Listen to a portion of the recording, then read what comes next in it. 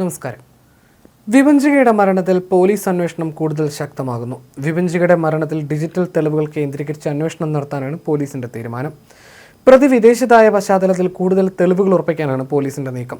മരിക്കുന്നതിന് മുമ്പ് വിഭജിക ഫേസ്ബുക്കിൽ പങ്കുവച്ച ആത്മഹത്യക്കുറിപ്പ് അപ്രത്യക്ഷമായതിലും അന്വേഷണം നടത്തും. ആ പോസ്റ്റ് ആരാണ് മുക്കിയത് എന്നതിലാണ് അന്വേഷണം. അതേസമയം ഭർത്താവ് നിതീഷിനെ നാട്ടിലെത്തിക്കാൻ ലുക്കൌട്ട് നോട്ടീസ് പുറത്തിറക്കാനും തീരുമാനിച്ചിട്ടുണ്ട്. വിഭജികയുടെ മൊബൈൽ ഫോണും വിശദമായി പോലീസ് പരിശോധിക്കും. വിശദമായ പോസ്റ്റ്മോർട്ടം റിപ്പോർട്ട് വന്നാലുടൻ നടപടി വേഗത്തിലാക്കാനാണ് അന്വേഷണ സംഘത്തിന്റെ തീരുമാനം. അന്വേഷണം കടുപ്പിക്കാനാണ് പോലീസ് നീക്കം നടത്തുന്നത്. വിഭജികയുടെ ശരീരത്തിലെ ചില അവയവങ്ങൾ നീക്കം ചെയ്തതായി സൂചനയുണ്ട്.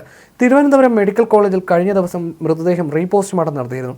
ഈ പരിശോധനയിലാണ് കണ്ടെത്തൽ. ഇത് സംബന്ധിച്ച് ദുബായിലെ ഇന്ത്യൻ എംബസിയെ അന്വേഷണ സംഘം വിവരം അറിയിക്കും. കഴിഞ്ഞ ദിവസമാണ് വിഭജികയുടെ മൃതദേഹം നാട്ടിലെത്തിച്ച് സംസ്കരിച്ചത്.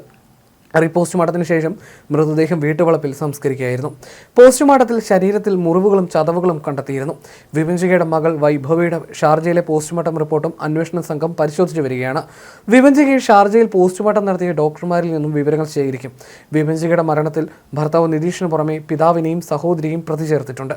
ബുധനാഴ്ച വൈകിട്ട് 5 മണിയോടെ മാതൃ സഹോദരന്റെ വീടായ കേരളപുരം പൂട്ടാണിമുക്ക് സൗപർണികയിൽ എത്തിച്ചാണ് വിഭജികയുടെ മൃതദേഹം സംസ്കരിച്ചത്. കഴിഞ്ഞ വർഷം സെപ്റ്റംബറിൽ മകൾ വൈഭവിയുടെ ചോറൂണിനെത്തിയപ്പോഴാണ് വിഭജിക അവസാനമായി ഇവിടെ വന്നത്.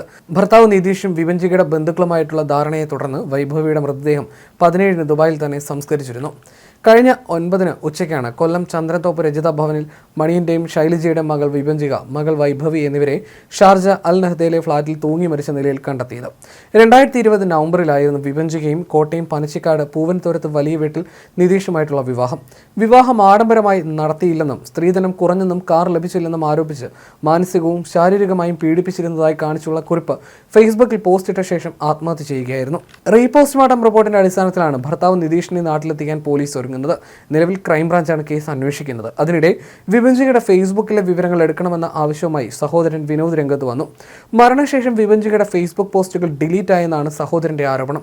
ഡിജിറ്റൽ തെളിവുകൾ നശിപ്പിക്കാൻ ഭർത്താവും കുടുംബവും ശ്രമിക്കുകയാണ്. തന്റെ സഹോദരിയുടെ അവസ്ഥ മറ്റൊരാൾക്കും ഉണ്ടാകരുത്.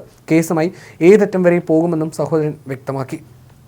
ഭർത്താവിനും കുടുംബത്തിനുമെതിരെ ഗുരുതര ആരോപണങ്ങൾ ഉന്നയിച്ചുകൊണ്ടുള്ള വിഭജികയുടെ ആത്മഹത്യക്കുറിപ്പ് പുറത്തു വന്നിരുന്നു. സ്ത്രീധനത്തിന്റെ പേരിൽ നേരിടേണ്ടി വന്ന ക്രൂരതകളെക്കുറിച്ചും ഭർത്താവ് നിതീഷിന്റെ വൈകൃതങ്ങളെക്കുറിച്ചും വിഭജിക കുറിച്ചിരുന്നു. ഭർത്താവിന്റെ പിതാവിൽ നിന്നുണ്ടായ മോശം അനുഭവത്തെക്കുറിച്ചും വിഭജിക എഴുതിയിരുന്നു. മോശം പെരുമാറ്റത്തെക്കുറിച്ച് ഭർത്താവിനോട് പറഞ്ഞപ്പോൾ ഭർത്തൃപിതാവിനെ പിന്തുണയ്ക്കുന്ന സമീപനമാണ് നിതീഷ് സ്വീകരിച്ചതെന്നും വിഭജിക പറഞ്ഞിരുന്നു. നിതീഷിനും പിതാവിനും പുറമെ ഭർത്തൃ സഹോദരിക്കെതിരെയും വിഭജിക ആരോപണം ഉന്നയിച്ചിരുന്നു. താൻ മരിച്ചാൽ ഈ 3 പേർക്കെതിരെയും നടപടി സ്വീകരിക്കണമെന്നും വിഭജിക മരണത്തിന് മുൻപ് ആവശ്യപ്പെട്ടു. വിഭജികയുടെ കുടുംബം നൽകിയ പരാതിയുടെ അടിസ്ഥാനത്തിലാണ് നിലവിൽ കേസ് പോലീസ് അന്വേഷിക്കുന്നത്.